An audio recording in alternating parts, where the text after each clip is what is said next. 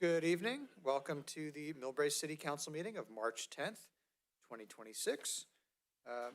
Can we have a roll call, please? Oh, I'm sorry. It appears that we have Member Rinaldi, Vice Mayor Rinaldi is joining us remotely, and I believe there's some questions that need to be asked regarding the Brown Act. City Clerk? That's correct. Vice Mayor would like to join under Just Cause, under the Brown Act. And would you like to ask the questions, or would you like? Okay.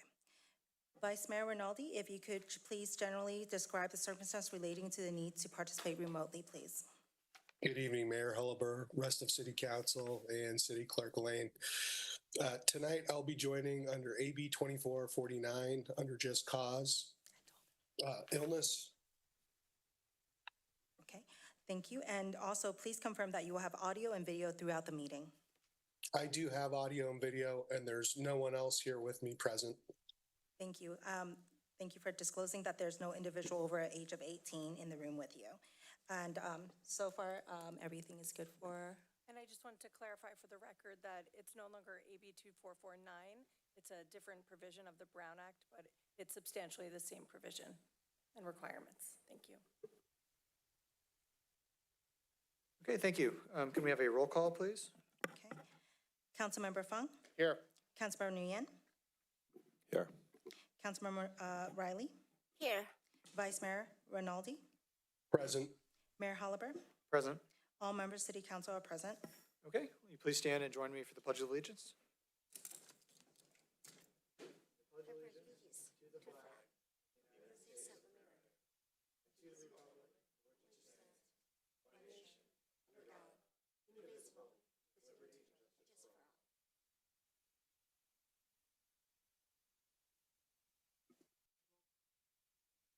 And just a reminder, we will be taking motions and votes by roll call vote this evening. Okay, we are going to begin with item number 1, ceremonial presentations. And we have a proclamation proclaiming February 17th, 2026 as Lunar New Year. We have with us from the Mills Dragon team, Kobe Chen, Don Huang, Melody Lin, and Mitchell Ng. And Councilmember Nguyen is going to give the presentation. Whereas in celebration of Lunar New Year, the city of Millbrae joins families around the world in welcoming the Year of the Horse on February 17, 2026. And whereas Lunar New Year is a time of unity, family togetherness, and new beginnings, bringing loved ones together to celebrate and share wishes of good health, happiness, and prosperity. And whereas Lunar New Year is steeped in tradition with many customs and festivities passed down through generations, families across the community will be partaking in their traditions, and some begin to create new traditions of their own. And whereas this Year of the Horse brings vibrant, fiery energy that symbolizes adventure, vitality, and momentum, inviting bold moves and exploration. And whereas during the time of joy and renewal, the Lunar New Year celebration is an opportunity to educate and promote the rich cultural heritage of our communities. Whereas the city of Millbrae recognizes the invaluable contributions of our Asian community members, organizations, and businesses, and is grateful for their dedication and cultural vibrancy that enrich our city. And whereas the city of Millbrae extends its warmest wishes to all the residents and beyond for a prosperous, joyful, and healthy Year of the Horse. Now, therefore, we, the members of the city of Millbrae Council, do hereby proclaim February 17th, 2026 as Lunar New Year. Okay, thank you very much. And will the members of the Mills Dragon team, if you'd like to give a few words at the podium?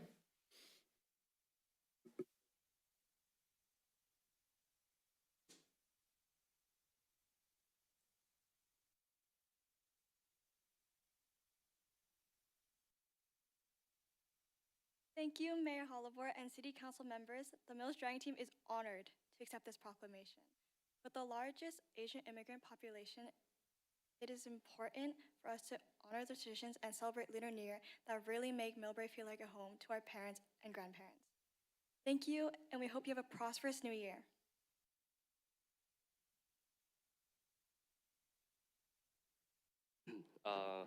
谢谢 Mayor Hullaber 和Millbrae City Council members。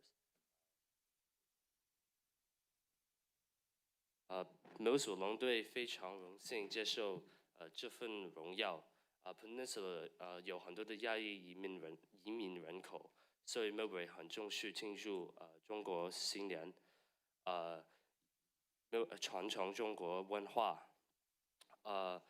对中国新年对我们的长辈来说，意义重大，也让 Millbrae 真正成为了他们的家。最后祝大家马年快樂，吉祥如意。係，咁首先感謝 Mayor Holloway 同埋 City Council Members。Mills 摩龍隊非常榮幸接受這份榮耀。Peninsula 有好多個亞裔移民人口，所以 Millbrae 都好重視慶祝中國新年，傳承中國文化。中國新年對我哋嚟講意義重大，也讓 Millbrae 成為咗我哋個屋企。最後祝大家馬年快樂，吉祥如意。Thank you。Okay, thank you very much. And if you'd like to join us for a photo over the stairs, that'd be great.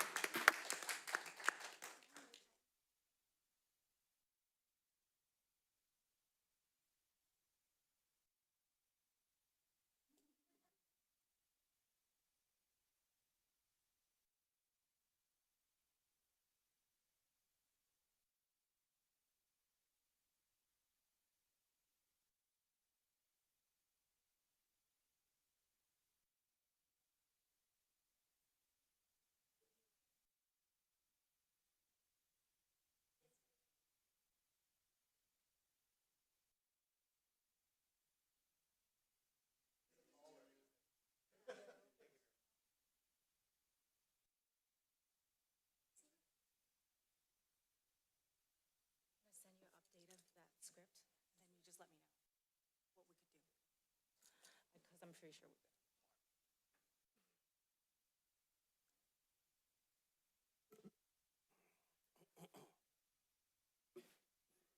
And just a reminder, we have the Lunar New Year Festival this weekend downtown, Saturday and Sunday from 10 a.m. to 5 p.m. So hope to see everyone there. Okay, next on the agenda, we have a presentation of the Central County Fire Department. We have with us Chief Dave Pucci of CCFD.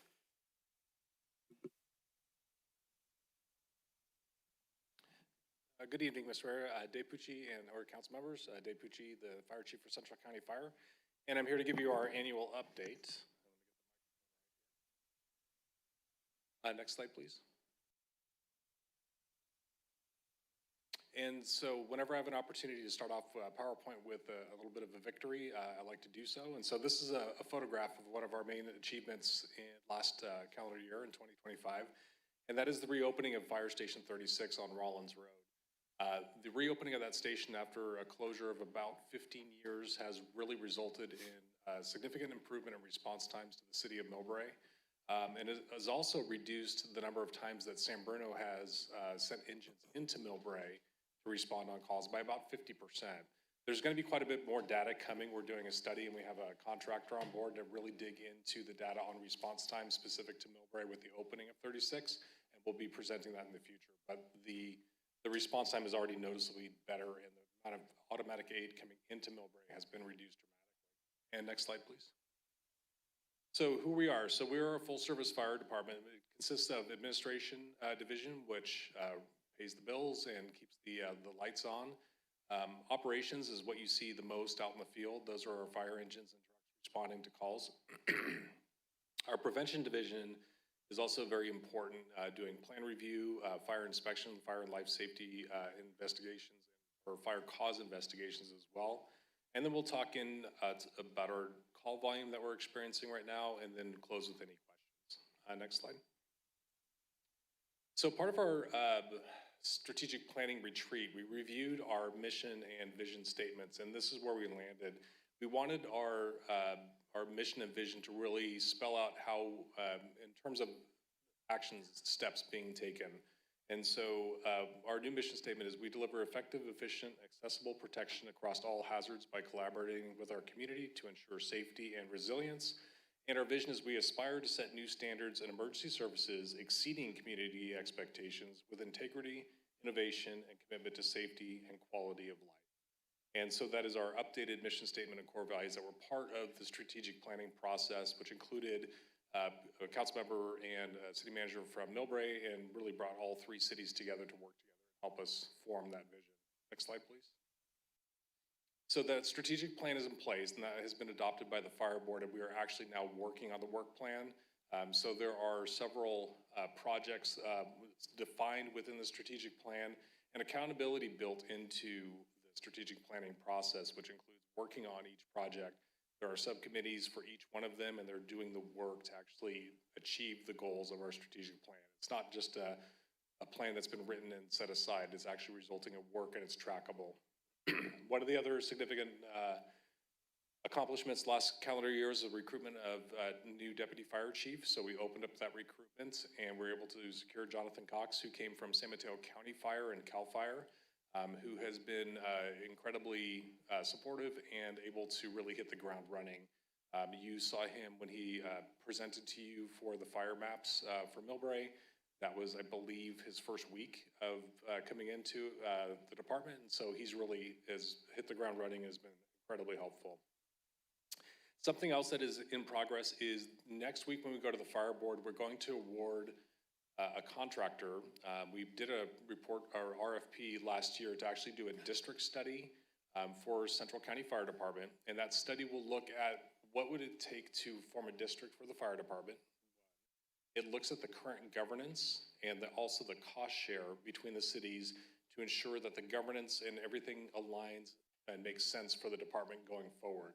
So when that study is complete, that will be presented to you, and that will you'll be provided all the data from the study for further discussion at the political level and between the city managers going forward.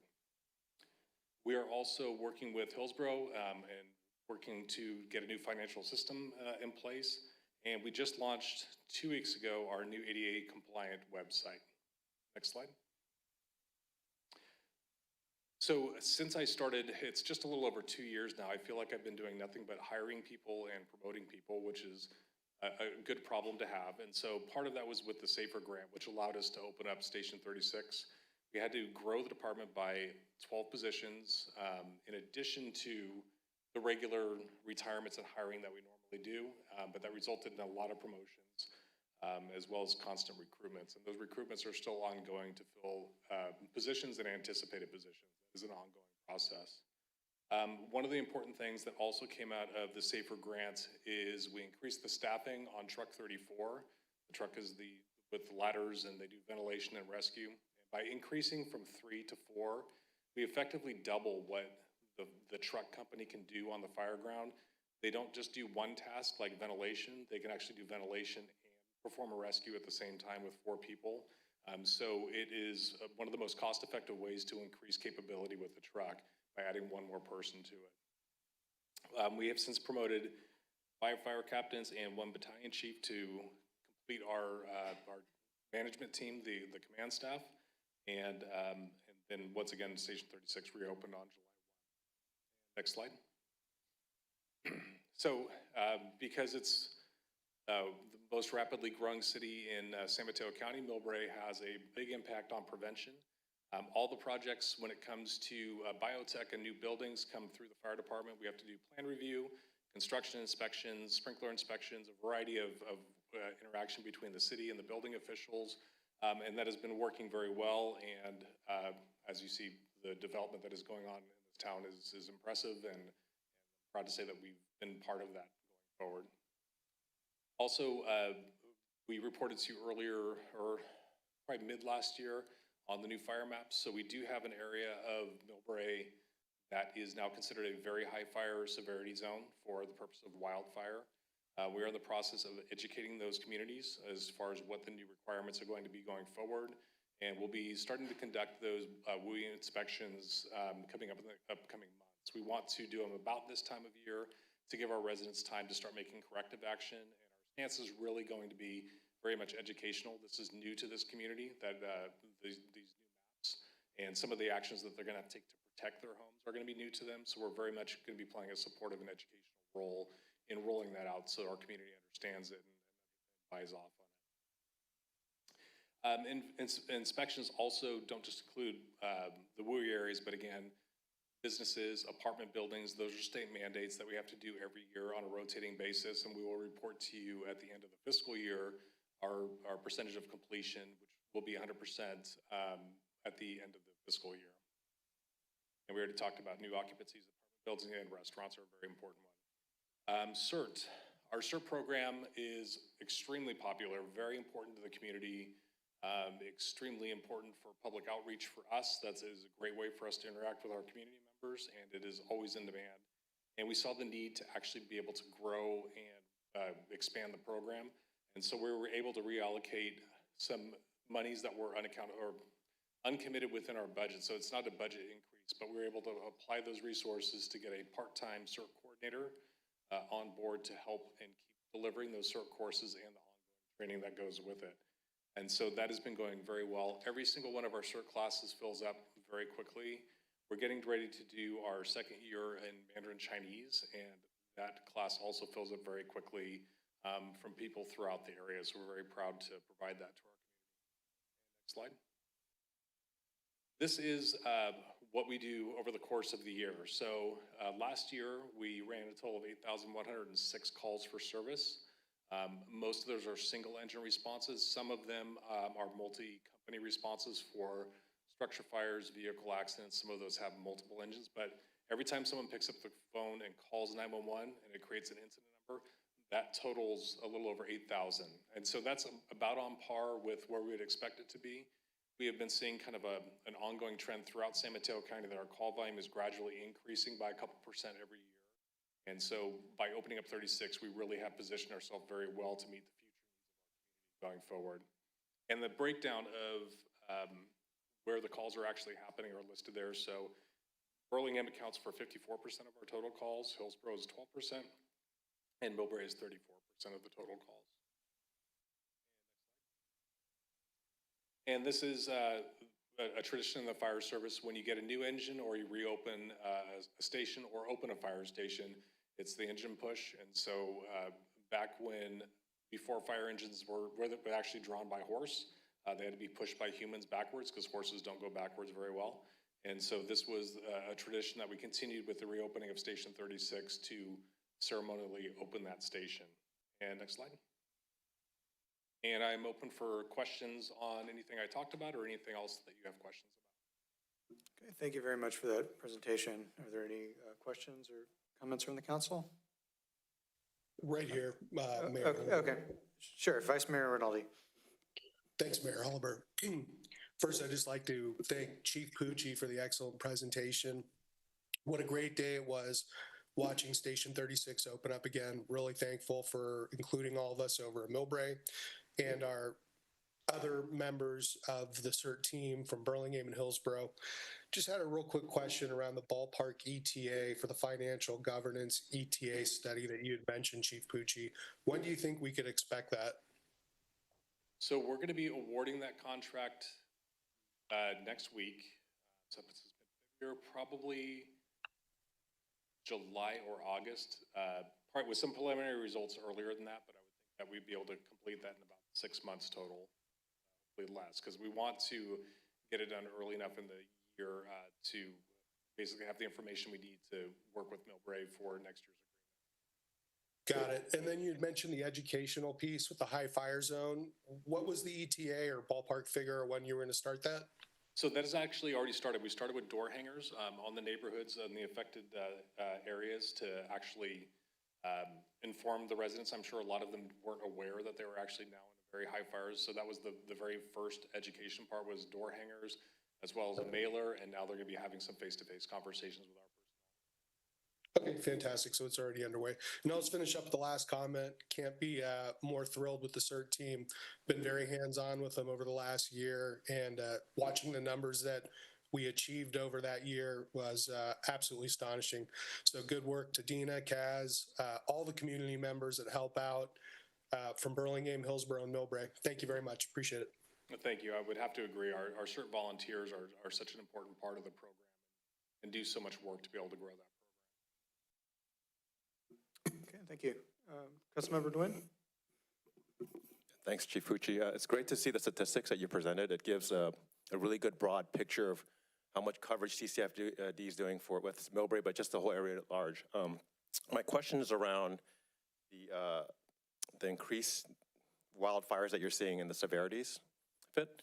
I'm just curious from your perspective, what is CCFD doing to, change it strategically to cope with these changes in like wildfire severity and durations? So when it comes to what wildfire behavior that we're seeing throughout the state, it's a little different from what's happening throughout the state versus what's happening in San Mateo County. I don't think that we have enough data in San Mateo County to be able to say that we see a statistical difference in the number of fire responses for wildland fires or the severity, but we are seeing frequent ignitions along the 280 corridor. And so that is, for me in this community, is my concern. It could be something as simple as a vehicle malfunction that throws a spark into the dry grass during the summertime. And so we're going to be hyper-focused on that high fire severity zone because if you look at the maps, it's very obvious it's right along the 280 corridor. It makes sense. It's hot, it's dry up there. And so with what you're seeing around the state, what we're doing is we have a higher level of commitment when it comes to time committed to assisting other agencies, and we provide that service knowing that those agencies will be there for us should we also have a major event. And so we have a tremendous ability locally, even though Central County Fire is a 7-station department.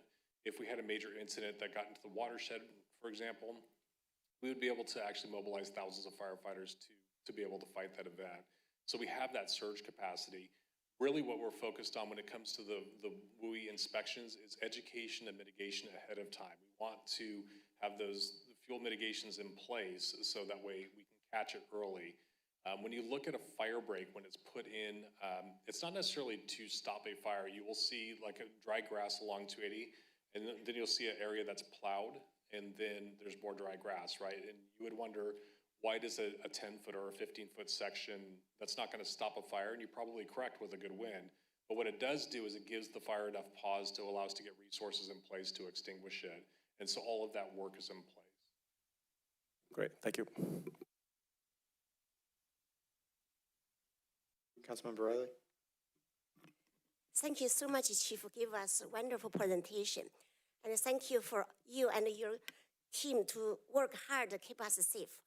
I'm looking forward to push the fire engine next time.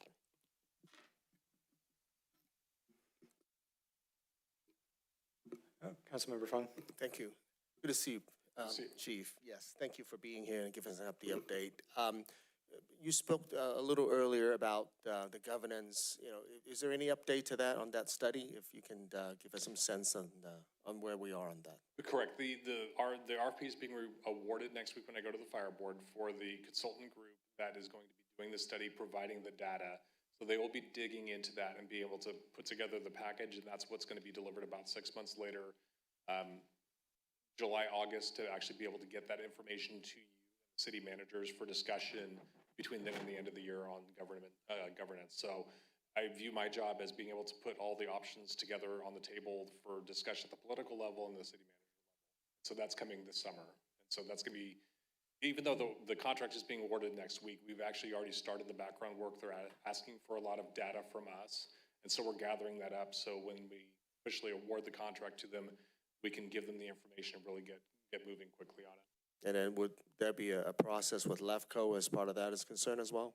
Should we get to, well, this is the initial phase. So they're going to be studying on the district formation, and what we're looking at is what's called a dependent district, where if we are to put that to the voters to form a district, the representation on the board would come from each of the city councils from the cities represented within the district.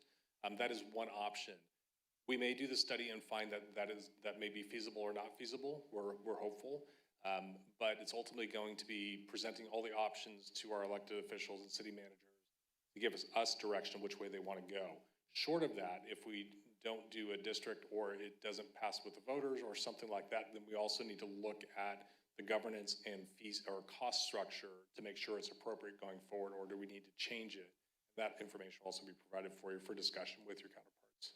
Yeah, it'd be nice to have those information as quickly as possible here. And we'll be waiting at the summertime as to, having a greater discussion on this. Thank you so much for the update. Sure. Okay, thank you very much. Yeah, I mean, I can't speak for the whole council here, but I think there is interest in being part of the governance of CCFD. I think we've been a client for about 11, 12 years now.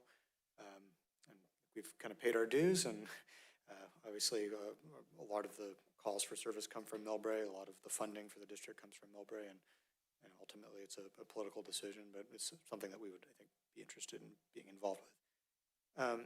In terms of you mentioned the SAFER grant that funds 11 firefighters. What is the term of that grant? It actually funds 12. Oh, 12. Because there was 9 that it takes to reopen 36, and then the additional 3 is to upstaff the truck to 4. And that is a 3-year grant. And once that grant runs out, we've been talking among the city managers on continuation of that funding going forward. We will reapply for the grant. Grants are becoming a little less predictable. There have been agencies that have gotten a grant renewal. It doesn't happen all the time. And so we really have to plan for maintaining that service without a grant, but we will try. It's just at the federal level, grants have become much more unpredictable. Understood. And if, permanent firefighters, if they retire or separate from the district, would these provisional firefighters be considered candidates for full-time permanent positions? They're all considered full-time permanent employees. They are, okay. Correct. That's not a provisional appointment, okay. All right, well, thank you very much for that presentation. I do see a hand. I'm gonna have to ask you to fill out a speaker slip, but we do have a member of the public who would like to speak. I see one, Ann Schneider. Hi, Ann Schneider. Thank you, Mayor. Just a quick question. I am our BAWSCA representative, which is part of SFPUC, but only water. But as I go through their documents, they're currently working on a project right now that's running, I think, high power lines or a whole new system to make sure that Hetch Hetchy green energy goes to SFO, and it's going to run across our grasslands. So I just want you guys to know, and the hope that they communicate with CCFD to know that that is happening. Thank you. Okay, thank you very much for that. And I think that is all the comments for now, but thank you very much for the presentation, and we look forward to future updates. Great, thank you. All right, next on the agenda, we have an update from the Bay Area Water Supply and Conservation Agency, BAWSCA representative. We have our BAWSCA representative, Ann Schneider, here to give the presentation.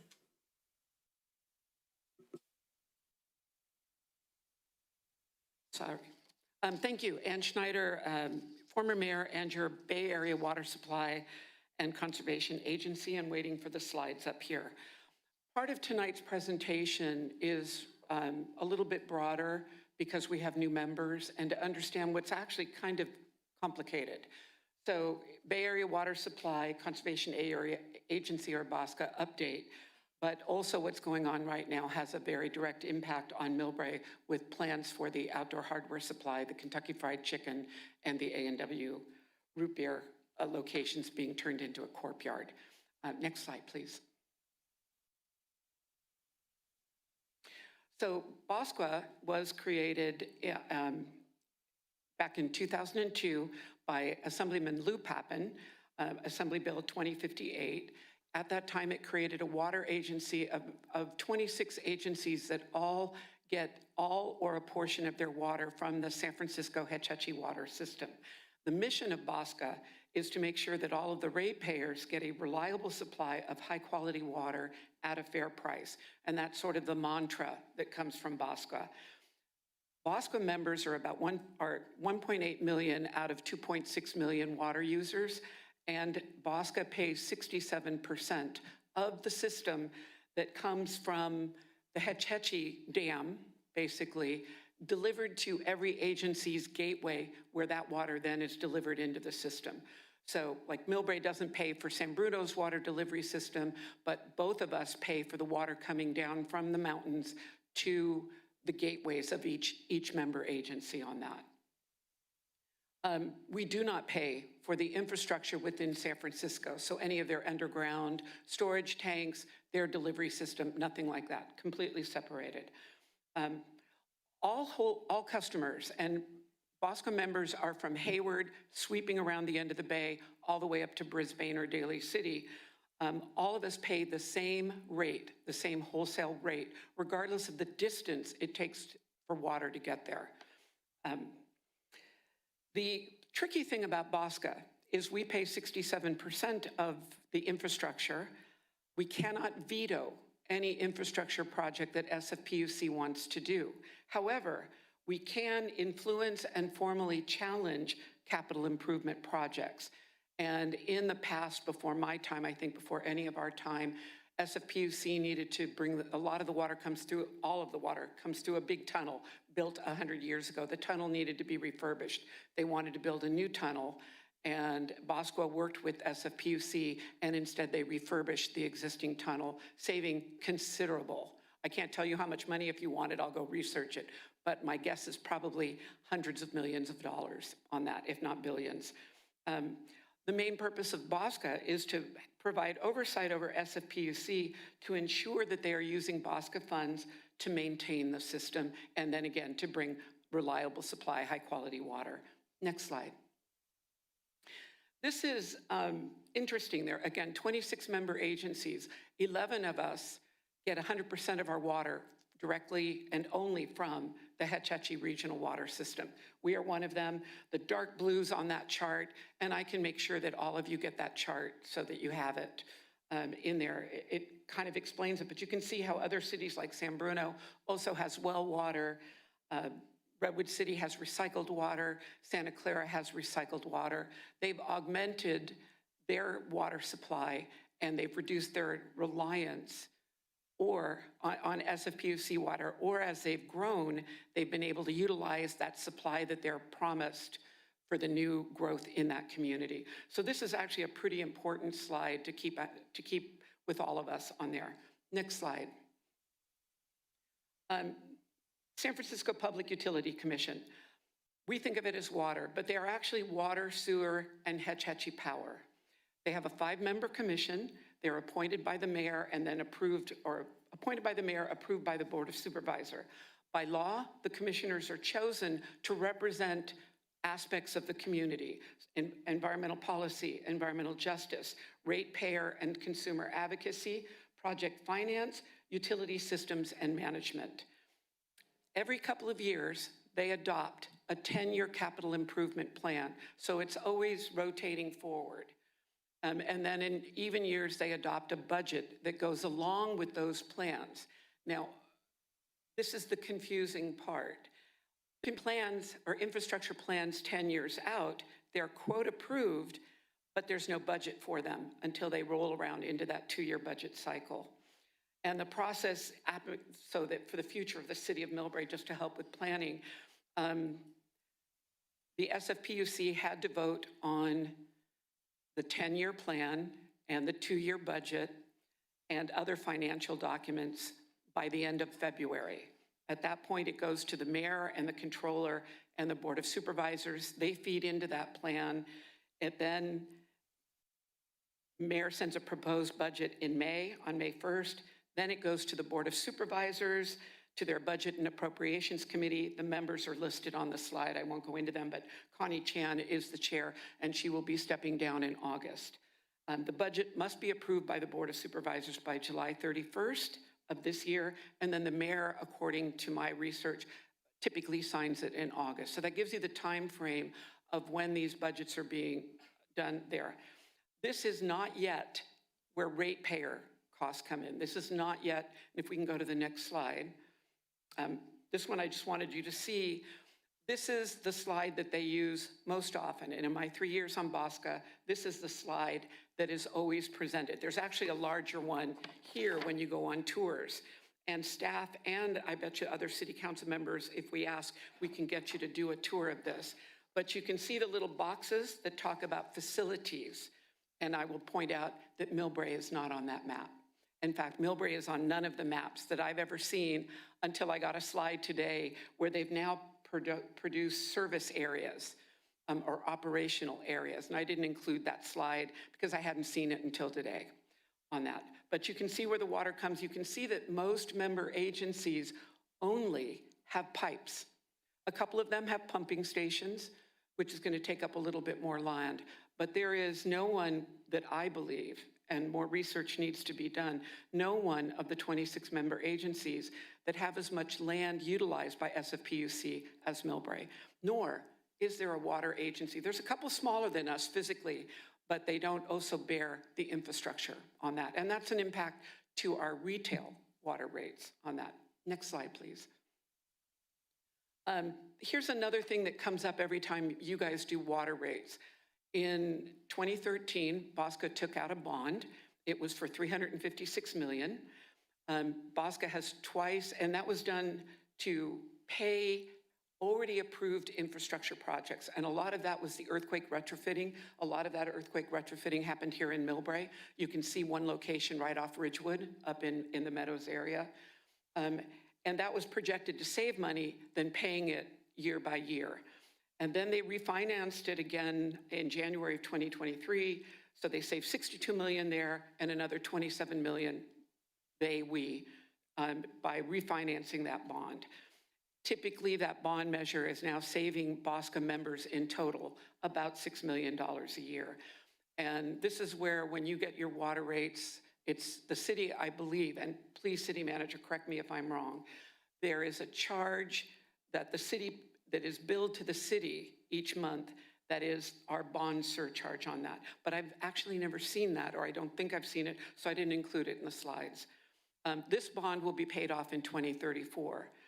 And the bond goes to pay for the SFPUC Water Systems Improvement Project, or WISIP, a term you hear a lot. And again, just to reiterate, it is used for the past seismic upgrades, system reliability, which kind of means pipelines, and replacing infrastructure that was over 75 to 100 years old. It does not include any of the infrastructure projects that were approved by the SFPUC today, not the ones in the 2-year plan or in the 10-year plan. All of those projects will, in theory, increase the wholesale water rates when they are approved, when the budget is actually approved by the SFPUC, and that budget process for them goes over the next couple of months. Next slide. Couple of terms it takes a while to get used to. Wholesale water rates. That is the rate that San Francisco PUC charges the 26 agencies. And BAWSCA is really only in charge of looking at the wholesale rates. I did ask BAWSCA staff if they could tell me what all of the 26 agencies' retail rates are. And they thought that that was beyond their area on that. So that's still data I'm trying to collect because I don't know the difference. There's many, many variables that can change the retail rate agency by agency on that. That's a good question when the water rates come up. Retail rates, what our residents and businesses are paying, are the wholesale rate and the city of Millbrae's water delivery rates on there. And then we have the fixed cost rates on that. And I'm happy to be corrected on this, but this is sort of how I try to explain it to people. Next slide. So wholesale, retail, keep those two in mind. Millbrae campus, it's been called multiple things in multiple documents. Millbrae Operations Center seems to be the new term. What they want to do, and it's two parts, the existing footprint where there are labs and temporary buildings, they've outgrown the space, they want to move labs from, as Steve Ritchie, the general manager, told you all last month, they want to move all the labs and combine them in this area. They want to build a couple of new things. I can't remember if in January when he was here, he talked about the wellness center. The wellness center has been cut. The big difference and the impact on the city of Millbrae is the taking of what we perceive as commercial property to create a new south yard and basically build a brand new corp yard there, bringing in corporate yard activities into Millbrae. I'll point this out because in the month and a half that your vice mayor and I have been attending meetings, there's been a bit of a cost escalation just on the work in Millbrae. The original slide packet for the agenda in January was $366 million. That was January 11th. By the 12th, it was $400 million. By the 29th, it was $426 million.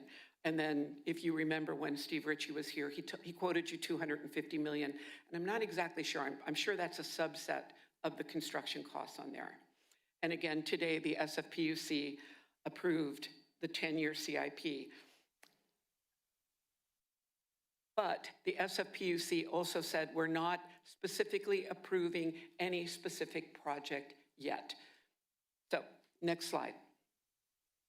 Here's the difficulty of being your BAWSCA rep. You are trained when you go to your orientation that you are no longer, you may still be a council member, you may be the head of a water district on that, but you represent the entire water district. You no longer represent the entity that has just chosen you to represent them. It's a real weird thing.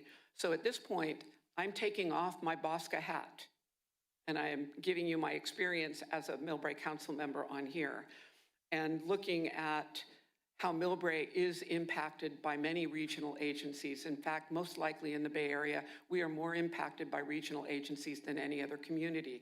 That comes to a definition called overburdened community on that. And it's because of SFO, BART, SFPUC, high-speed rail, Caltrains, 2 freeways in El Camino Real, high particulate pollution, noise pollution, and our entire east side at high heat exposure risk on that. And this is why you've heard me a few times say that it would be helpful for the city to consider looking at going through the steps of what it takes to be designated an overburdened community. Next slide. Again, personal opinion, not BAWSCA. Having lived with this for most of the last year, I first heard about this around June 2024. It's in the minutes that I said, wait. We didn't hear anything else until about a year later of last year. And then to find out after the fact that contracts had already gone out for the work at the Millbrae location is a bit of a shock. So these are things for you to think about. My own personal opinion, I'm going to stress that. It would be, the city council should host a study session or town hall, whatever you want to call it, to talk about next steps. I hope that BAWSCA will continue to put pressure on SFPUC to reduce the cost of infrastructure, including not removing revenue-creating facilities like OSH that also make San Francisco PUC money. We're losing something, they're also losing something. BAWSCA should consider other locations for the corporation yard on other SFPUC property. For example, there's a great deal of open space at Harry Tracy. I haven't checked it, but there's space near Crystal Springs Dam. Again, we're talking a corp yard. Steve Ritchie at a 2 SFPUC meetings ago talked about a potential partnership SFPUC might be doing with the City of Redwood City's Silicon Valley Clean Water Facility, their recycled water facility. It's a little more complicated. It's actually not on Redwood City land, it's on Bay Land Trust land, but there's a lot of open space there to put a corporation yard. So there are many other opportunities in there. As I mentioned earlier, I strongly encourage the City Council to think about looking into designating City of Millbrae as an overburdened community. And then I think there are some legislative fixes. And I don't know if you still have the legislative subcommittee, but I think there should be a law that stipulates that regional agencies must comply with local general plans and zoning and local zoning. And then overall, all of us should have a policy that says do no harm on that. So I've made suggestions to BAWSCA. They have a policy meeting tomorrow that everyone is welcome to listen into, but that's where we are as of today. Questions?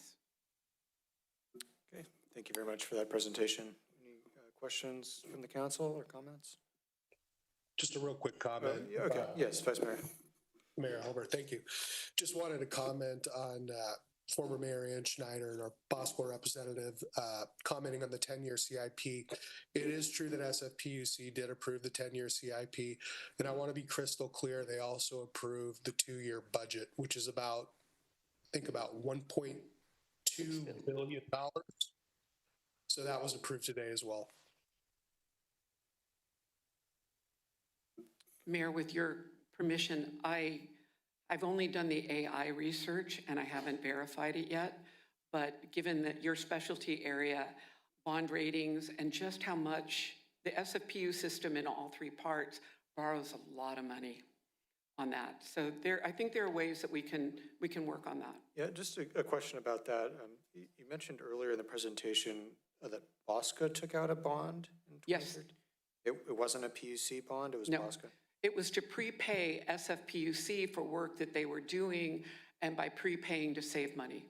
Okay, So a good for the thing. member It's a good agencies, thing. okay. But every time Millbraeans ask, when are we going to see at least a stabilization of our retail water rates?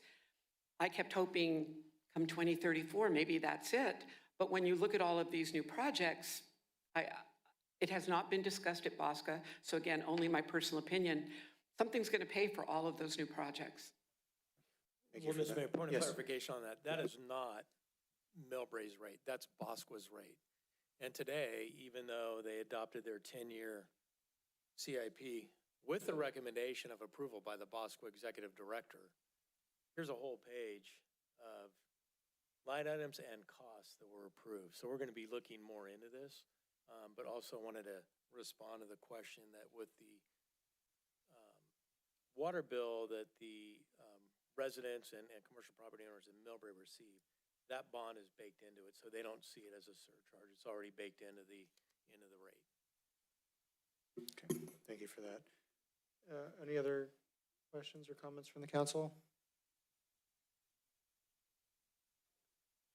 Okay, I'm here if you have questions. Yeah, well- Any day or time, 2 o'clock in the morning, sadly, I'm still awake. Okay. Thank you well, all. thank you for that presentation, and I know discussions are ongoing with PUC about this. Thank you. Thank you, Mayor. Okay, thank you. Okay, next on the agenda is the agenda overview and staff briefing, city manager update. City Manager Williams?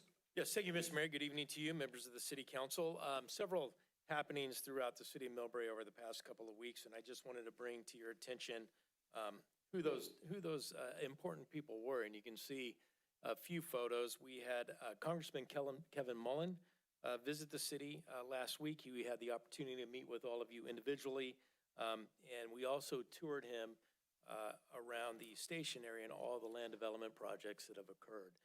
We also took him for a tour of the new Samtrans headquarters and Caltrain's headquarters. April Chan was there, and it was just a wonderful visit with the congressman, and we're able to show him some of the progress. And of course, when he was at the state level, he was very instrumental in helping us with funding for the recreation center and some other things. And I will later on in this presentation, we received $250,000 from his office for continued trail planning just recently. So good news and great work and a great partnership that the city of Millbrae has with the congressman.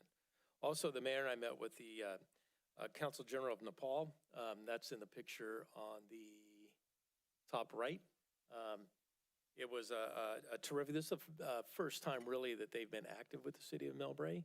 And so we put them in contact with some of our nonprofits like MCC for this weekend for cultural events. So they're going to have a booth, and they may have some entertainment at the stage on Saturday. So it's just a wonderful meeting and a great opportunity to have a partnership with Nepal and the Consul General, who actually resides here in Millbrae. So very, very nice meeting and acquaintance. Also, the Deputy Prime Minister from Malta, our sister city, was in town on Friday night. It was fantastic that Mayor, Vice Mayor, Councilmember Riley was all there to greet and host the Deputy Prime Minister. There's a gift exchange, and it was just a nice cultural event in the spirit of sister cities relationship. So it was wonderful to host him and more to come. Now I'd like to welcome 2 new staff members. It is with great pleasure that I introduce and welcome aboard 2 new members of our management team. As you know, Council, I did some reorganization, but first is Fa Ali. Fa, come on up. Fa is our new Director of Public Works and Engineering. He joins us just last week, a little over a week ago. He is a licensed professional engineer in the state of California in civil engineering. He's worked with the city of San Jose for the last 15 years, 12 years in San Jose's Department of Aviation at San Jose Airport. He holds multiple certifications, professional certifications, including project management, program management. He's a certified construction manager, and he's also a veteran of the U.S. Air Force. And just a tremendous amount of experience out in the field, very rigorous interview process, and Vi rose to the top, and it's just a great pleasure to introduce Vi as our new Director of Engineering and Public Works. So, Mr. Ali. Thank you, Tom, and good evening, Mayor Holliver, Vice Mayor Rinaldi, and council members. Very excited to be here. Vi Ali, as Tom mentioned, the new Director of Engineering and Public Works, comes here with the City of San Jose for the last 12 years, and prior to that, I've worked with the East Bay Mud for briefly for about a year or so, and then prior to that with the service in the Air Force. So I'm excited to be here. Public Works is a very diverse team. They do a lot of complex work here, so one of the most important departments of the city. I'm excited to lead them. I'm excited to kind of train them, mentor them. I'm looking forward to kind of focus on the city council priorities, also the focus areas, and also looking at the strategic objectives of the department, making sure we have a safe, sustainable, and resilient infrastructure that supports the city and our residents for many, many years to come. So again, glad to be here, and thank you for the opportunity, and I look forward to working with all of you. Thank you, Vi. Thank you very much. Also, a very important position, and one that this is the very first time that we've had a total dedicated human resource professional. And I'd like to introduce Lucy Fung. She just started this week, yesterday, as our new human resources manager. She has significant HR, human resources, municipal experience. She is with the Society for Human Resource Management as a senior certified professional. Lucy came to us from the city of Redwood City, where she spent just over 5 years with the city of Redwood City, and before that was San Mateo County. And again, Lucy, through a very rigorous interview process, just rose to the top, and it's just a pleasure to have her and her experience to come in and fill a very important role that has been missing in this city really since it was founded. So, Ms. Lucy Fung, it's a pleasure to have you, and welcome. And I should say for the public, there is no relationship to Councilmember Fung, in case anybody's out there wondering. And Lucy, welcome. Thank you, Tom. Good evening, Mayor Holliver, Vice Mayor Rinaldi, and council members. I just wanted to say I'm really excited to be here. I'm looking forward to working with you all and see how I can support you all. Thank you so much. Thank you, Lucy. And again, welcome you and welcome Vi. All right, so just a couple of events to put on the City Council's radar.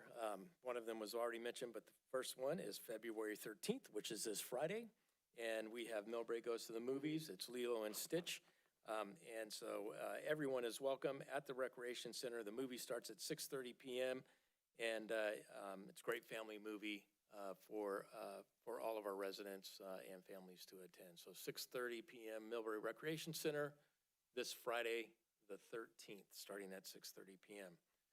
And then on Saturday, February 14th, and Sunday, February 15th, is the Lunar New Year celebration in partnership with MCC, the Millbrae Cultural Committee. And this has just grown into a wonderful celebration. I think probably one of the Bay Area's largest, where we're rivaling San Francisco. So entertainment on our stage. There's live performance, music, cultural exchange, lion, dragon dancers, firecracker display, kids' fun areas, a lot of exciting food vendors and craft vendors. So it starts at 10 a.m. each day, 10 a.m. to 5 p.m., and it's our Lunar New Year Festival on Broadway starting this Saturday and Sunday.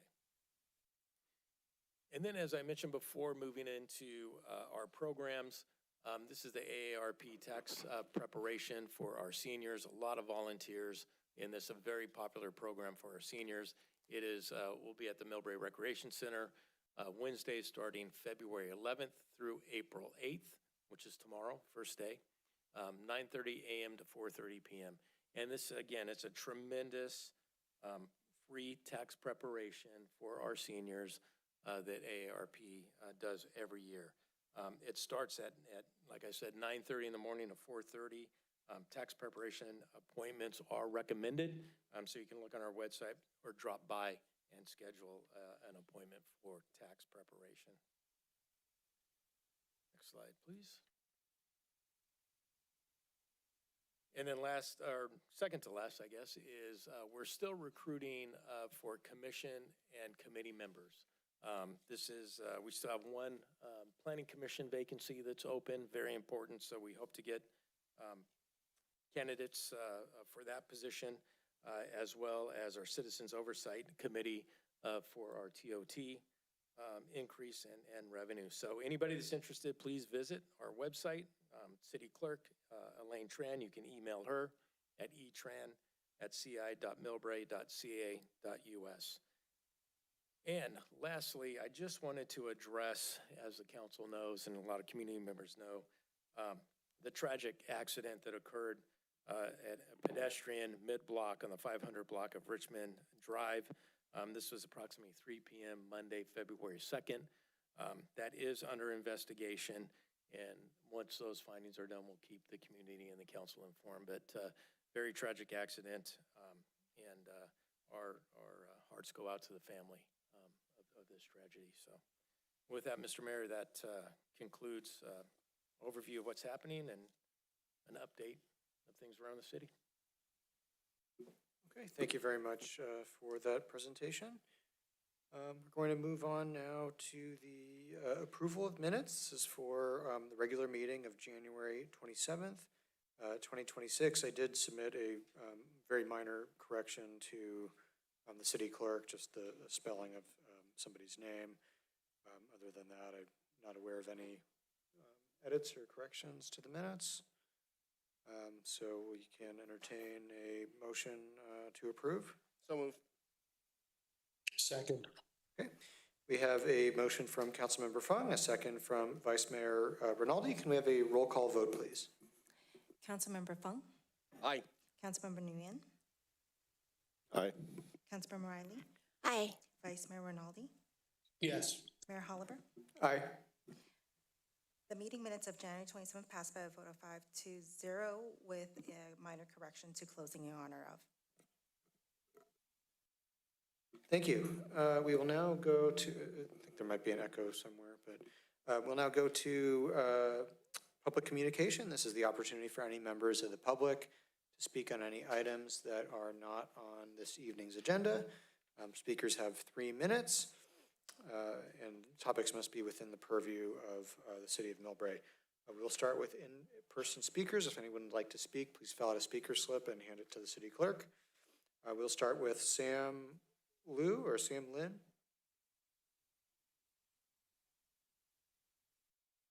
First of all, I'm a Toastmasters. Sorry, can you speak it to the microphone, please? First of all, I'm a Toastmasters flunky. But thank you, Mayor and the council members.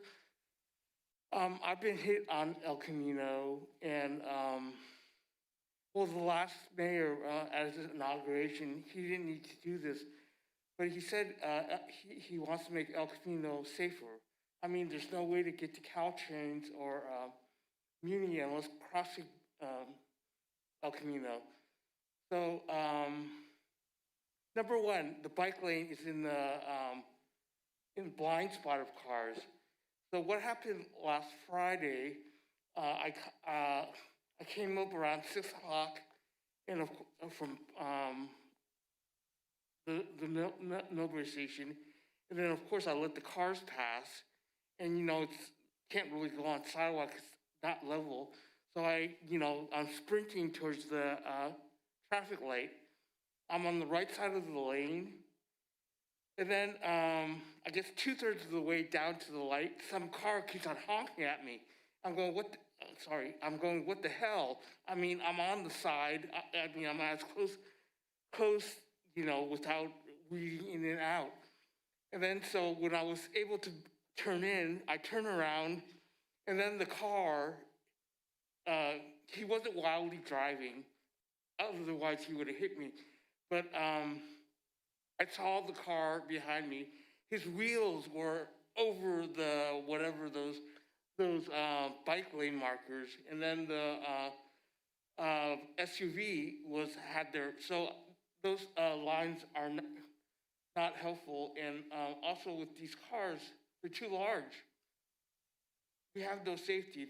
I've been numerous complaints about this, and I guess That's about it. It's just very dangerous, and there's no way, and it's a Caltrans monopoly. So, thank you. Thank you very much for your comments. It's not a back and forth discussion, but if you'd like to provide your contact information, we could have one of our staff members follow up with you about this. Okay, thank you. Okay. Anyone else in the public would like to speak on general public comment? This is the opportunity. Seeing no additional in-person speakers, we will now open it up to those on Zoom. Please use the raised hand feature if you'd like to speak on Zoom. Okay, seeing none, public comment is now closed. We will now move on to the consent calendar. We have 2 items on the consent calendar. Item 5, adoption of a resolution accepting the 2024 Water Pollution Control Plant, Sludge Thickener and Digester 2 Rehabilitation Project as complete, authorizing the filing of a notice of completion with the San Mateo County Recorder's Office as an action item. And item 6, adoption of resolution awarding professional service agreements to Nichols Consulting Engineers, CHTD, in the amount of $468,300, Sandus Civil Engineers in the amount of $37,000, and Nino and Moore Incorporated in the amount of $33,800, the Helen Drive and Redwood Way Utility and Pavement Improvement Project, establishing a project design contingency of $53,910 for total project design budget of $593,010, and authorizing the city manager or designee to execute all professional service agreements. Also an action item. Would anybody like to pull any item from the consent calendar? Okay, seeing none, do we have a motion to approve? Move approval. Second. Okay, we have a motion from Councilmember Fung, a second from Vice Mayor Rinaldi. Can we have a roll call vote, please? Councilmember Fung, Aye. Councilmember Nguyen, Aye. Councilmember Riley, Aye. Vice Mayor Rinaldi, Yes. Mayor Holliber. Aye. The consent calendar passed by a vote of 5-0. Okay, thank you. Now moving on to existing business, we have item number 7, which is to review, approve, or provide direction on revisions to the Mills Estate Park project plan. And I believe we have a recommended recusal. Yes, Councilmember Fung? Yes, hi, thank you, Mayor. Due to the fact that my personal property and my primary single-family home is about 639 feet away from the Mills Estate Park, out of abundant caution, I just want to make sure that everybody can have a legal discussion on this. And also at this time, I'll recuse myself and leave this discussion to my esteemed colleagues. And I'll be back after that. Thank you. Okay, thank you very much. Okay, and we have with us the city manager. Would you like to introduce the presenters? Yes, thank you, Mr. Mayor. As I introduce Mr. Derek Lee, he's a principal of Verde Design, and project manager Daniel Calazos from Verde Design. As they come up, I just wanted to kind of tee this up a little bit. This has been a project that the City Council has seen in the past, and it was last October. And as you'll see in this presentation, there's been a lot of work in value engineering, some redesign, but keeping at the forefront the needs of the residents throughout the city in this design. And that there was quite a bit of value engineering. And as I mentioned, some changes in this, and you have in your purple folder and part of the presentation, the original project that was proposed, and I think that was at $5.03 million, and the revised project in direction of the City Council to bring back to you a project that does not exceed $4.5 million. So this is what the presentation is tonight. We would like to, as stated in the action of the City Council, have you review. I'd like for you to approve it tonight, but if not, get your feedback. And if we need to go back to the drawing board, we'll do that and bring back to you this evening. But we are looking for your direction and approval if appropriate this evening. So with that, I would like to introduce Mr. Derek McKee, principal at Verde Design. Thank you, and good evening, Mayor and council members. Next slide, please. So we'll just quickly go through the background, and then we'll look at the concepts, or the concept and the updates that we've made working with staff. Next slide, please. So the park was originally planned in the development there in 1954. City last year approved our contract and a budget for this project, and we started in July with staff. And then, next slide. And then we had a community meeting, our first one. We had at the park site. We had 71 people there. We were primarily looking at programming input for the park. We had feedback forms that we handed out, and then we also, after that, set up a community survey to receive more input. And then we had a community meeting in early September, and at that meeting, we had a few options that we presented, received feedback, and then based on a consensus there, we set up a single plan that was presented in September to the Park and Recreation Commission. And then that, next slide. So the other item that we looked at when we were working on this process is the other parks within the community, and looking at basically kind of an equity standpoint, looking at the program that the other parks have, and looking at what Mills Estate Park would have. Next slide. So currently, this is our schedule. If approved tonight, we can move forward with construction documents, and that would take us to the end of July, and then we would start to bid the project, potentially construction in December this year. Next slide. So I'll walk through the park elements that we've included. Next slide. The main item is the playground. Playgrounds have typically two age groups, preschool and school age, and we have two structures for them. We have a swing set. We're looking at different materials, some recycled materials in there. Playground is intended to be all-inclusive, so accessibility is very important for us in this design and materials. The surface will be poured in place. Next slide. Some images of the equipment, and we will have an embankment in there, and then we have, again, a large play structure and a small play structure for both of the age groups in a swing set. Next slide.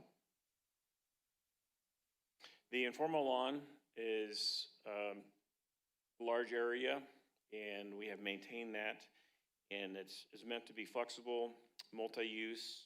It'll help us with stormwater management as well. Next slide. And then we have a pet area. We actually have a space for large dogs and small dogs. The surface is planned to be natural turf, and we, based on comments from the community, we're looking at doing something that is a wood fence, as you can see here. Next slide. Shade was very important within the meetings. Providing shade, we're looking at some shade structures. We have two within the site that are going to have some picnic tables underneath them. And then within the play equipment, we also have shade structures, part of the play structure. And then we have several trees going in around the park site, and we have specifically put some into the playground to provide some coverage from the south angle. Next slide. And then obviously we'll have site furnishings in the park from everything that you can see here, from picnic tables, precast benches, bike racks, drinking fountains, one with a dog bowl in that area, benches, and then we're going to put some distance on the trail going around the open turf. And then one request was also to have an owl barn house included as well. Next slide. A large portion of the project are the hillsides. They're adjacent to the main area. Our development is really in the kind of the level area that exists out there. The city's gone through and started to clear out vegetation on the slopes, and we are planning to come back and replant that. Also look at stormwater control, the integrity of the concrete swale that's there. And then in addition to that, we're looking at adding some pollinator gardens on the west side of the project too. Slide. So this is the concept that we had presented to you 4 months ago, sorry, my math is bad. And again, we were looking at that time at just over $5 million construction estimate for this design. And next slide. So subsequent to that meeting, we've been working with staff on looking at value engineering options to reduce the estimated cost while focusing on maintaining the park's identity as a natural open space. So out of this process, we have reduced that cost by approximately $710,000. And I'll walk through kind of what we looked at there. Next slide. So I'll walk through the design here in a minute, but this is our new design, our revised concept, and it's very similar. There are some things that were removed to scale back the improvements, again, to reach that $710,000 reduction. Next slide. So the play area is one area that we looked at. The play area is a very expensive item to develop. Pour and play surfacing is very expensive. We had ornamental fencing around it. So we reduced the size down. We reduced some of the individual play elements. Again, so we have two play structures and a swing set with bucket seats, what I call a donut swing, and then belt seats. We still have the embankment up there above the playground. We did reduce that in size and scope. The lawn stayed the same. We did remove the fitness court, and I'll talk about that in a minute and what we're looking at there. And then we had one picnic area that was down kind of to the left of the play area that we removed, where potentially that future restroom building could go.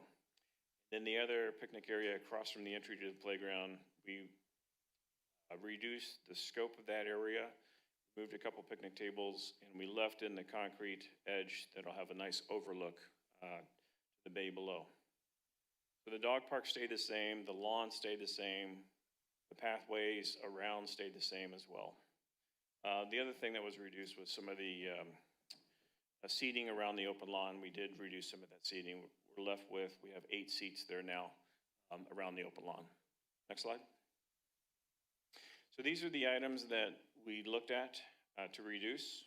We had originally in the pollinator garden some pathways that were decomposed granite, so we scaled that back. We had some landscaping borders that we also reduced. Had some seat walls in that picnic area that were removed.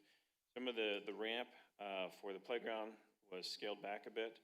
And in the playground itself, we reduced the size a little bit and removed some of the play equipment. That helped. And then again, we also removed the fitness court item. So in the fitness court, I'll talk about that next. Next slide. The fitness court is approximately $303,000. Our plan is to grade that area so that in the future, if there's grant funding, it can come in.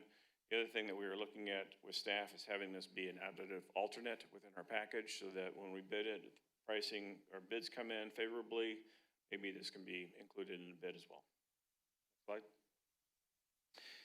And these were other items that we looked at through the value engineering process. We have a neat area with a seating terrace, kind of a natural play space. It's a little separate from the main play area.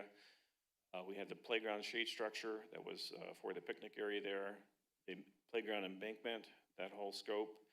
And then the electrical infrastructure was to provide essentially conduits for future needs for electrical. That could be for security cameras, it could be for security lights, it could also be there to power the restroom building, the future restroom building.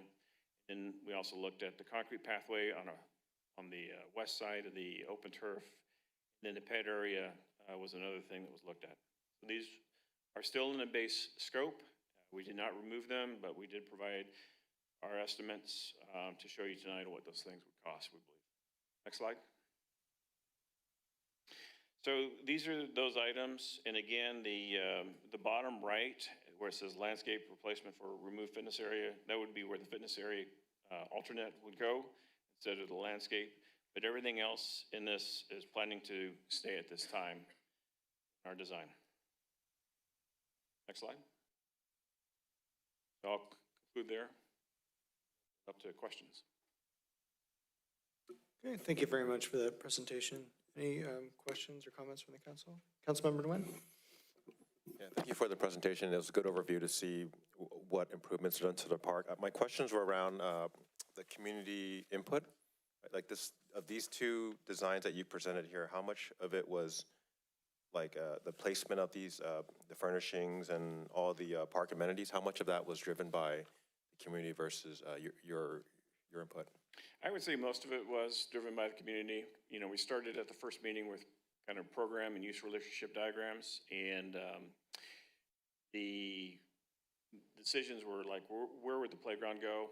And then we added in the fitness court. That was something that the community also looked at. The open lawn was pretty much in the same area. We did have some other elements initially in the design that were not a priority to the community and removed. So yeah, I believe that the design we have in front of you tonight is a consensus of what the community was looking for in the design as we've evolved in this process. How much of it was, let's say, for what the recommendations or the inputs that you put in? What was that in particular with these two designs? Like, what decisions did you make on that wasn't community driven? Well, we were looking at items that could be removed or the scope scaled back that would not. We're trying to keep the park obviously a neighborhood park, and I think the things we are taking out are not going to be missed. We still have plenty of seating. We still have plenty of picnic tables. The playground is going to be great, and we still have the embankment in there. So I think we were trying to be precise and come up with options for staff that we work through, and what we have with you tonight for the design, what we are recommending. Okay, thank you. You come back to it. Project, maybe the zoomed in one. That one there, thank you. Any questions from the council? Yes, Councilmember Riley. Hey, thank you for work hard to reduce $700,000 compared to last time. My question for you is, do you know how long our residents gonna hang on in the park? Like hour, 2 hours? That I don't know. One of the interesting things is we've been working with some companies that look at that based on cell phones, and they can pull that information off of cell phones, so we can understand how long people are in the park. We can also, on some parks we work on their existing parks, so it's good for us to look at how many people are coming when it's existing, and then if it's renovated, how many are there after. And some of those have some dramatic numbers or increases.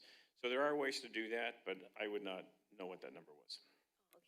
So from your experience, for this size of the park, do you think it's okay? There's no bathroom there? Well, again, we showed you what the rest of the parks have within the community, and you have one park, and that's Central Park, that has restrooms, but there's a lot of other facilities in that park. The other neighborhood parks that you have that are comparable to this park do not have a restroom. And I think that was one of the main things that we were looking at. We left space for it up near the entry, so it could be installed in the future, and that shouldn't impact too much of the existing park because it's close to the entry. That should be easy to build if necessary in the future.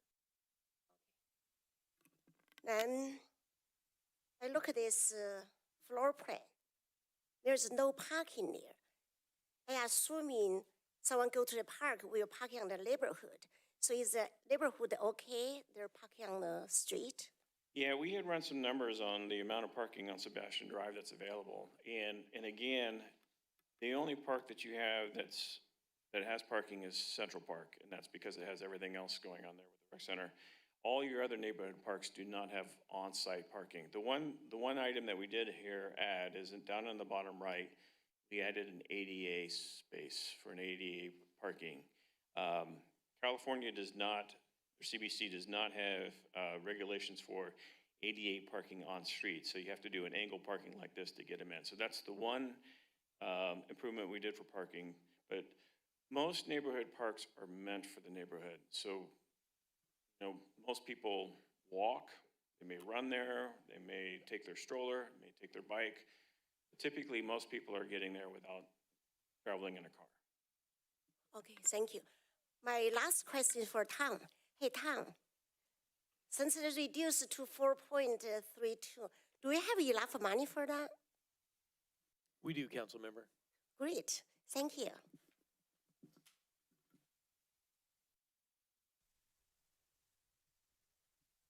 Okay, thank you very much for that. Vice Mayor Rinaldi, do you have a comment or question? Yeah, thanks, Mayor Hulliber. Quite pleased with what I'm seeing here right now.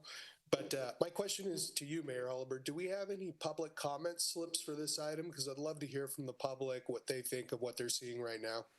Yes, we do, and we'll get to that in just a moment. Sure, no problem. So I'll hold my comments in. Okay. I did have one question. Yeah, first of all, thank you very much for your work on this and for helping to get it, the value engineering on this. I have a question about the bioretention planting along Sebastian. What is currently in that location? And Currently, there's a spring there, and there's actually curb inlet, a drainage structure in the street there too. And we did a geotechnical boring out there, look at that, and we're still looking at that information for the spring.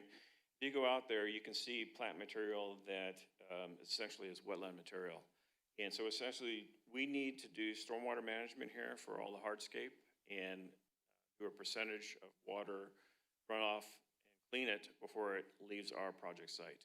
So the idea is that that's one area. There could be some other areas up top that provide the basically filters for the stormwater where it goes into the system, leaves the site. okay, and would that be something we would use our stormwater funds or sewer funds for that? Yeah, well, Wastewater? as you may know, this is a requirement under the Clean Water Act for stormwater runoff. So we have to capture the stormwater and treat it. And so this would be part of our improvement that we would utilize for the park itself. So I would not recommend that we use stormwater funds or general fund for this improvement, that we keep it within the development impact fee and the structure of the financing or funding that we have earmarked for the project. Because Okay. it's part of the construction and required as part of, so it's not an addition. It's not an add-on? Yeah, it's not a nice to have or anything, it's actually required. Yes. Okay, I was wondering about that. Okay, well, let's go to public comment, and some other questions from the council may come up from the public. But we will start with Soumya Bharadwat.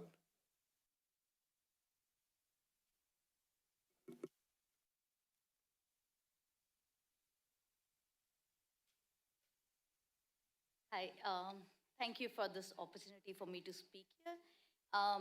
I have a small ask with a big impact. I live very close to the park and I've been coming to all these meetings. And I've always emphasized that this park is a very unique, ecological, important space for us in Millbrae. And I feel that there's quite a lot of improvement that I see in this new plan, but I do feel a little disappointed because I feel that what we need in this park is native planting. And if we keep the native plants that are unique to this area, as well as like whatever we add are native plants, we don't need an exclusive pollinator garden. The pollinators are going to come anywhere there are native plants. And that is a small ask, but the big impact is that it's going to be sustainable. It is also ecologically going to help with erosion, with fire safety, and so many other things that are important to the community.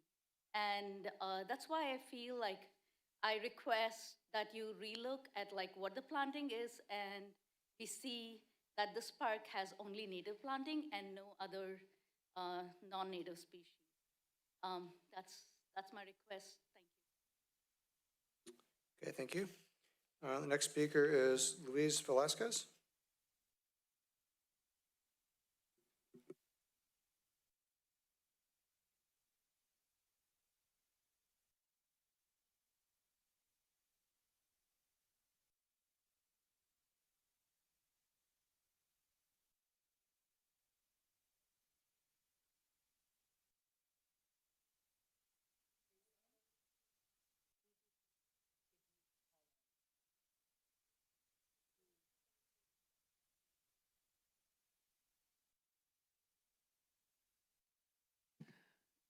Good evening.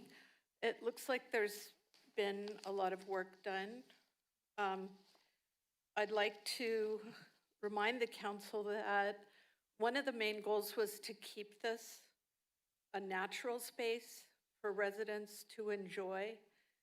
And right now there's a very, very large lawn, and there's a play area with blue rubber. I just would not want to know that years from now, if we have a severe drought, that we end up with Mills Estates Park looking like it does now. We used to have a play area that fell apart, and then there was a dead lawn there. So that's one of the reasons we're very much interested in fire-safe planting with native plants that are sustainable. Millbrae could be a leader in this area. This isn't a high fire risk zone. This park is. So any plantings should be in accordance with the San Mateo County Fire Safe Council list, which happens to all be native plants because of their resiliency. They're also more sustainable because of their utilization of low utilization of water. And in this plan, using a lawn for water management instead of having rain gardens around the park that absorb water near where all of these things are being, the shrubs, the trees are being planted, it doesn't make sense to use the lawn that way. It's going to be a giant bog because all the water comes from around the three sides of the park. So we would like you guys to really consider this. I'm going to give you a list from the San Mateo County Fire Safe Council. Instead of calling it a pollinator garden, which other pollinator gardens that have been planted here, such as the fire and police station, had 90% non-native Australian and other drought-tolerant plants that weren't native. Why does that matter? Because they don't support the wildlife and the flora and fauna. They don't support our endangered butterflies. They don't support our birds. And this park has a huge amount of birds, both that live there as well as migratory birds. So from a neighborhood perspective, people use this park to walk in, to enjoy nature. It's great that there are picnic tables and benches because that's why people come there. And specifically to answer the council member's inquiry on restrooms, residents said very clearly they do not want restrooms there. Why? Because there's already been one person camping out at the park. It's a very remote park, and Councilmember Riley, if you go to the park, you'll see what we mean. It's raised up above the street. So we want to be clear, no restrooms, please. Thank you very much. Thank you for your comments. The next speaker is Ann Schneider.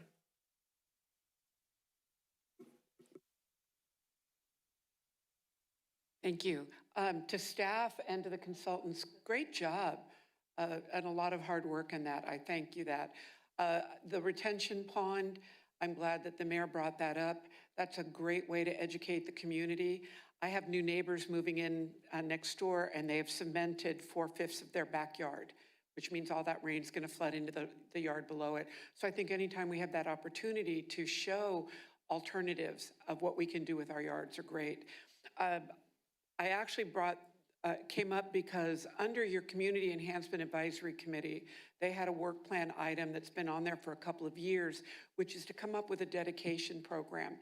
And because this park to get back to $4.5 million couldn't get everything, or if there are some items that someday some entity or some group might like to donate to, it would be lovely for all of our parks and all of our public works areas to have some areas saying, someday we'd like this. I will say that I was sitting on the new retaining wall at Central Park, just down the street from me, and an older couple that lived down from me, we were chatting, and they go, we would love to give a bench to the city, and I said, we still don't have that program, but they would love to do it. They don't care so much having their name on the bench. They want to give something to the city. So I think not being able to do everything here that we didn't have the money for, think about some areas that we can do future planning. I will say a pollinator garden, to me, can be California native. The point of a pollinator garden is to have the signage that says which animals use that plant. And that can be California native, and it'll say hummingbird or monarch butterfly or things like that. So we can have our cake and eat it too on that one. The last thing, there was a really terrific workshop that staff put on last Saturday, and the instructor talked a lot about plants that Native Americans use. And one of them, and I didn't bring it tonight, is a tree that has red bark. And actually the Native Americans, the way he told the story, he goes, well, you see red bark, you think it's gonna be really hot. No, this bark actually has a natural cooling element. And the Native Americans, they got hot, would lay their neck, their carotid arteries, next to the cold area to cool off. Wouldn't that be a cool tree and a little bit more of Native American, what our first peoples used here on that? So just think a little bit about native plants, all for that. Good work. Thank you. Okay, thank you for those comments. Seeing no other speaker slips in the audience, we will go to Zoom. If you're in the Zoom and you would like to speak, please use the raised hand feature, or if you are calling in, please press *6.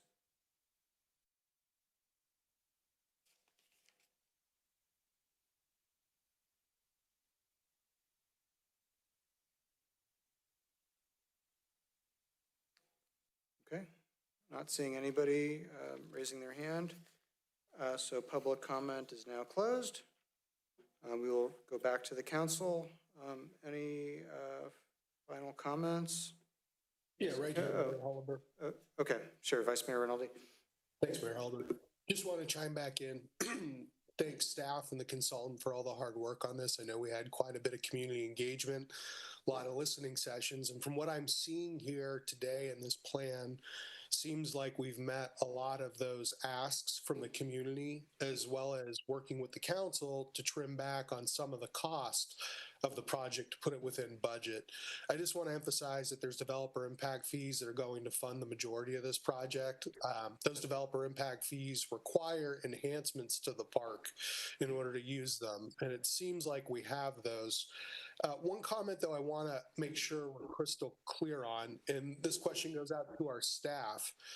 It's around those native fire-resistant plants. I could have swore during Verde's presentation they mentioned they were going to have them, but if I could just get assurance from staff if that's the case.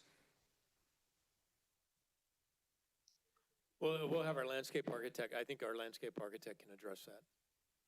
Yeah, I did not mention that, but on the drawing, you can see areas around the outside of like the pathway here, and then coming up the entry from Sebastian that have some green color to it. Those are areas that we're planning to revegetate, and we'll definitely look at incorporating natives into those areas. As I said before, the city has been working to clear some of the material that's been out here that has not been really maintained. Some of it was dead.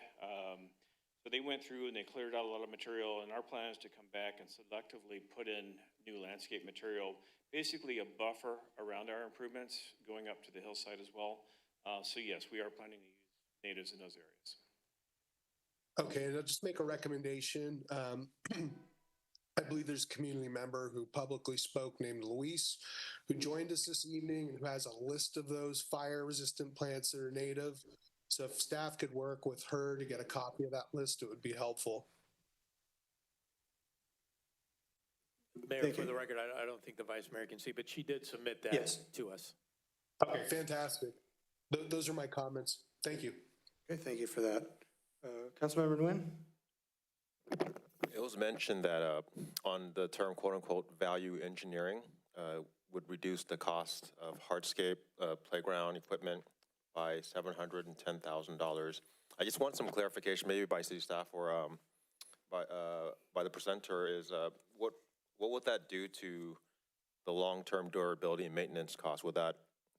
Is that defined anywhere? Because all the savings may hurt us, right, if it requires additional maintenance long-term. Can we get answers for that? We can have the design, well, it would lower, Well, initially lower, right, but well, for the capital costs, it would lower, and also for the operation and maintenance, it would lower, because there would be less to maintain. And I think the useful life on the material, 20 years or so on the, because this is what we put in at Central Park, and I believe it's a 20. Yeah, the port in place does vary based on the manufacturer and the warranty. Typically, it's, I would say about 10 years. Play equipment is generally somewhere in the 15 to 20-year range. So we do have less area, we do have less equipment, so there should be less maintenance demand for what's going in. okay, so it's not buying cheaper equipment or? No. I see. No, it is nice equipment, yeah. Thank you. Yeah, no, Councilor, that's a good point. I mean, that's something that we stress. We didn't want to lower the standard by reducing the cost, and worked very hard, you know, on maintaining that. And then I will say, just for the benefit of the city council, is that as we develop, there is budget planning for operation and maintenance that, you know, we plan for. And so the useful life of equipment, useful life of turf, whatever it may be, we plan for that in our budget and strategy. Great, thanks.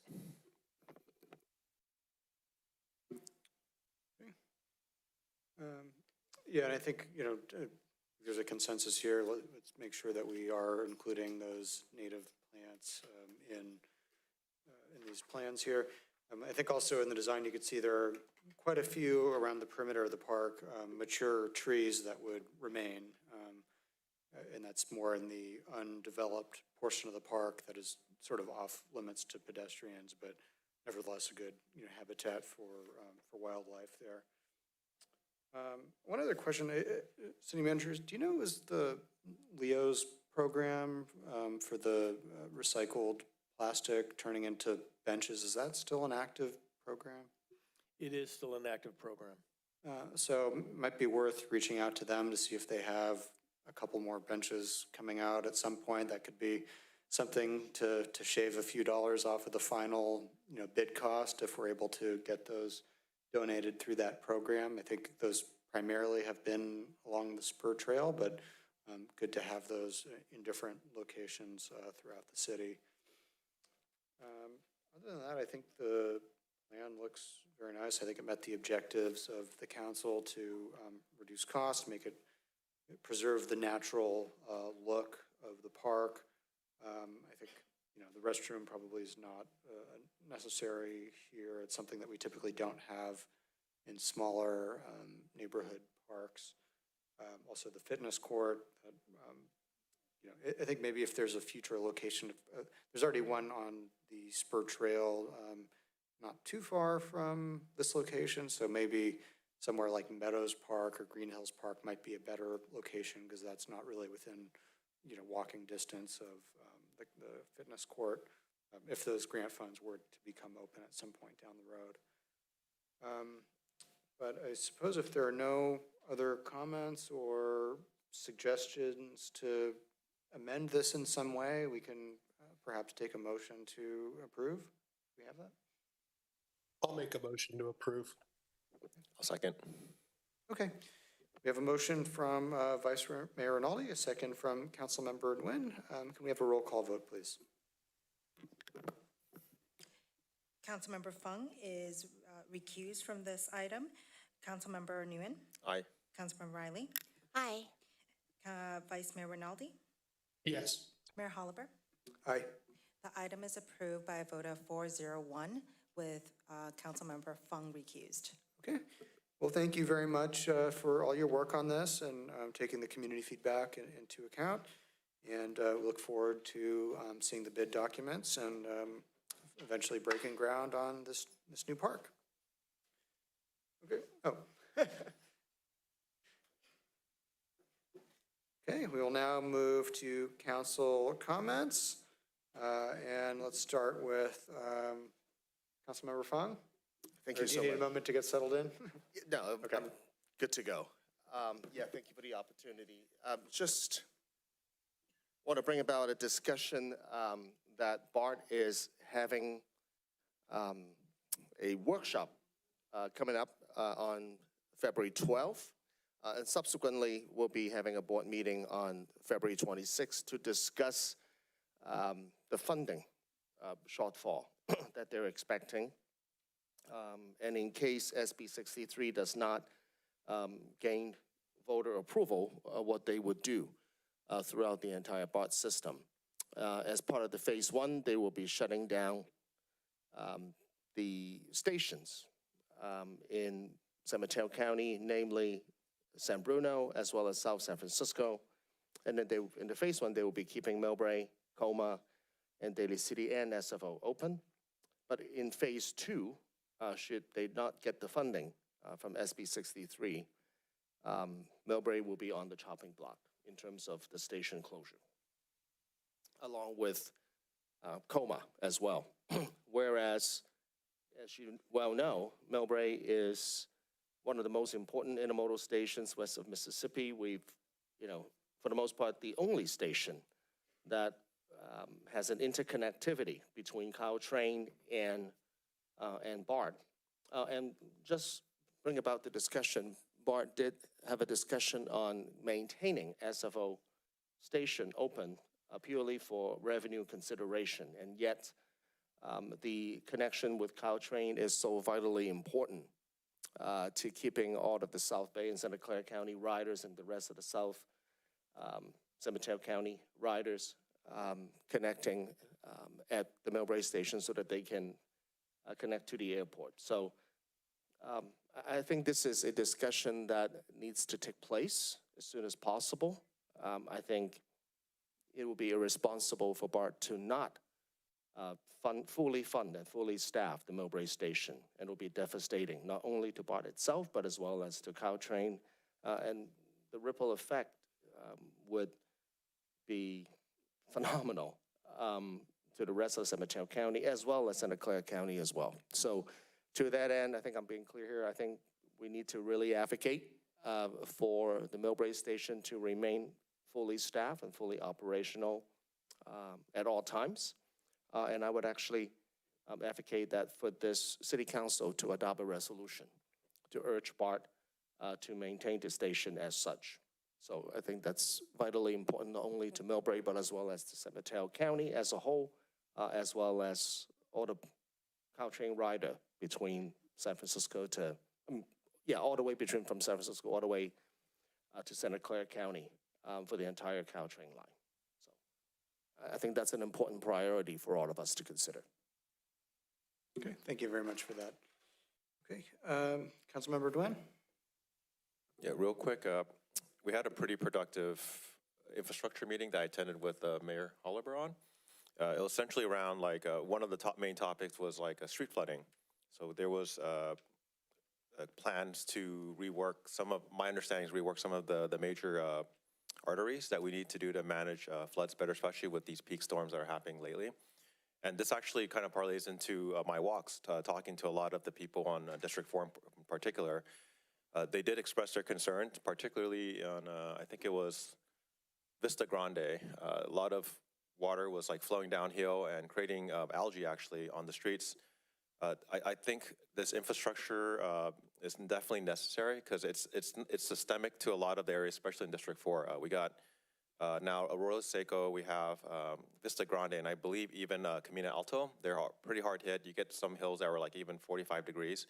And the people down the hill near the valley get hit the hardest. And you see that very immediately if you walk that area after a storm. So I'm very encouraged to see that infrastructure being productive, and I'm hoping to see a lot of benefit from that revision to the CIP. That's all I got. Thanks. Okay, thank you for that.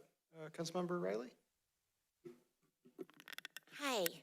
Just like our city manager mentioned, our Lunar New Year is the largest one in San Francisco Bay Area. And this year, which is very special, because we have Nepal Council, Deputy Council joining us, Congressman Kevin, and Senator Josh Baker, and Assembly Member Diane Pappen, San Mateo President of Supervisor David Canopy, and the Fire Chief all gonna join us. So I encourage you, bring your family and friends, join us. We make Millbrae very famous. Thank you. Okay, thank you. Vice Mayor Rinaldi? Thanks, Mayor Hubler. Just want to dovetail on Councilmember Wynn's comments about the infrastructure subcommittee meeting. Won't go into any specific details of that because most of that information still needs to come forward to council. But we had a very productive meeting, and I'll say on the consent calendar, one of those items came up that was passed. If you remember, we did a lot of repaving throughout all the meadows last year. And while doing that repaving, we found a main high pressure water line that really needed attention. And originally it wasn't in the plans. So the option was, do we just leave it or do we actually rip it up, replace it, and then pave afterwards? So it's a testimony that this council is really focused on infrastructure, which is something that's long overdue for the city. So really glad to see that. Really great subcommittee meeting. Secondly, just touch on Lunar New Year. I think Councilmember Riley hit out of the park. It's going to be a big one. This is one of our biggest festivals of the year. Just want to say that the CERT team will have a booth presence there. And I strongly encourage everyone to come by, sign up. The best thing about CERT is that it's free. So you're going to learn life-saving skills and you can help yourself, help a family member, a loved one, or a neighbor. So highly recommend you stop by. And then the last tidbit is just on the e-bike forum that I participated in as a panelist over the last weekend with Assemblymember Diane Pappin. Had a great e-bike forum, a lot of good information. We'll do some discussion with City Manager Williams and our comm team and have some educational information for the public on e-bike safety, on what bikes are good to buy, which ones are not, and some safety tips in general. And there's a lot more work to be done on that subject matter as well. So that's it. Thanks. Great, thank you very much for that. I don't have any other comments, any other announcements other than, as the city manager mentioned earlier, we had a wonderful visit last week from Dr. Ian Borg, the Deputy Prime Minister of Malta. He came to visit Millbrae. I think he's still here in the Bay Area. I believe he's leaving tomorrow. But I wanted to thank Consul General Louis Vela for helping to organize that meeting, as well as several of our staff members here, including our city clerk, Elaine Tran, our public information officer, Annabelle Acosta, actually painted a painting of Mosta Grove to present as a gift to the Deputy Prime Minister.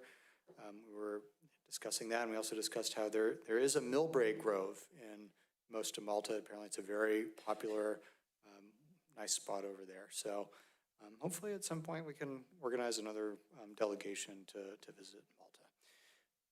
But with that, we will close the meeting, and I'll see you again in a couple weeks. Good night, everyone.